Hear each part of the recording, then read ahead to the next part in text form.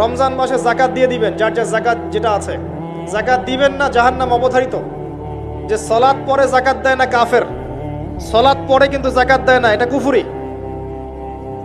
আবু বকর সিদ্দিক রাদিয়াল্লাহু তাআলা আনহু যাকাত অস্বীকারীদের এগেইনস্টে যুদ্ধ করেছিলেন। যাকাতটা কিন্তু নফল কিছু নয়, ফরজ। নিসাব পরিমাণ সম্পদ হয়েছে, যাকাত দিতেই হবে। আর আমি অনেকদিন বলেছি, ইসলামিক ইকোনমিক্সের বেইজই হচ্ছে যাকাত। ইসলামিক ইকোনমিক্সের ভিত্তি হচ্ছে যাকাত এবং ব্যবসা। ধনীর সম্পদে গরিবের হক। বাংলাদেশে এমনও মানুষ আছে যার একজনের যাকাত দিয়ে 100 পরিবার চলা সম্ভব। এমনও মানুষ আছে, যদি সমস্ত যাকাতগুলোকে সুন্দরভাবে কালেক্ট করা যেত এবং উপরের লেভেল থেকে ডিস্ট্রিবিউট করা যেত, দেখতেন বড় বড় মেগা প্রজেক্ট করতে পারতাম আমরা। কে বোঝাবে কাকে? কে বোঝাবে কাকে? কথা বললেই তো সমস্যা। যাকাত গরিবের হক। ধনীদের সম্পদ থেকে যাকাত নিয়ে আপনি একটা পাহাড় করতে পারতেন সম্পদের। এগুলোকে সুন্দর করে ডিস্ট্রিবিউট করতে পারলে, যেখানে কোনো দুর্নীতি নাই, দেখেন বড় বড় মেগা প্রজেক্ট হচ্ছে। আমরা তো ব্যক্তিগতভাবেই যাকাত দেই না, দেই অনেকেই দেই না, নামাজ পড়ি যাকাত দেই না। নিসাব কি তাই বুঝি না। যাকাত কিন্তু ফসলেরও আছে, ফসলের ওষুধ আছে না, চাষিরা ওষুধ দেয় না। রমজান মাসে সাদাকাতুল ফিতর আছে, এটাও দেয় না অনেকে। এগুলো ঠিক না। যাকাত বাধ্যতামূলক। যাকাত দিলে সমাজে একটা সাম্য তৈরি হবে, গরিব না খেয়ে মরবে না।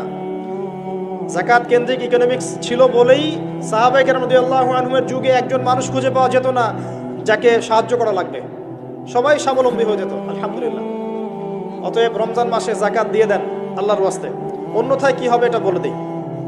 সূরা তাওবায় আল্লাহ পাক বলেছেন, এই সম্পদগুলোকে আল্লাহ পাক একত্রিত করবেন, করে আগুনে জাল দিবেন, জাল দিয়ে সোনা রূপা বানাবেন, গলিত গলিত উত্তপ্ত সোনা রূপা বানিয়ে আল্লাহ পাক পিঠে, গালে, কপালে লেপটে দিবেন যারা যাকাত দেয় নাই তাদের জন্য।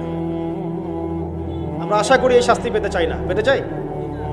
আল্লাহ পাক বোঝার তৌফিক দান। রমজানে আর কিছু কাজ করুন, বেশি বেশি আল্লাহর জিকির করেন, দোয়া করেন বেশি থেকে বেশি। হিসনুল মুসলিম বইটা কিনেন, এখানে অনেক দোয়া দেয়া আছে, এগুলো মুখস্থ করেন, আল্লাহর কাছে দোয়া করেন, দেখবেন ইনশাআল্লাহ তাআলা আপনার দোয়া কবুল হয়ে গেছে। আর রমজানে বেশি বেশি বাজারে যাবেন না। মাসের বাজার প্রয়োজনে এখনই করে রাখেন, রমজানে বাসা থেকে বের হওয়ার দরকার নেই। বেশি বেশি বাজারে গেলে বাজারের দোয়াটা পরে চলে আসবেন। নিত্য প্রয়োজনে কিছু সবজি টবজি কিনতে হয়, এগুলো কিনবেন, এটা হয়তো কিনতে হয়, কিন্তু মেইন বাজারগুলো কিনে রাখেন আগে থেকেই। আর এই সব এক শ্রেণীর মানুষ যারা আছে রমজানে নিত্য প্রয়োজনীয় দ্রব্যের দাম বাড়িয়ে দেয়, এদের উপর লানত অভিশাপ আল্লাহর। যারা ইচ্ছাকৃতভাবে মার্কেটে পণ্যের দাম বাড়িয়ে দেয় রমজান মাসে এবং রাষ্ট্রকে বিব্রত করে, জনগণকে বিব্রত করে, এদের উপর আল্লাহর অভিশাপ বর্ষিত হবে ইনশাআল্লাহ। এই কালোবাজারি যারা জোচ্চুরি করে, সিন্ডিকেট তৈরি করে, এই মানুষগুলোর উপর নবীর অভিশাপ থাকবে, আল্লাহর অভিশাপ থাকবে, দেখে নিয়ে। এই সময়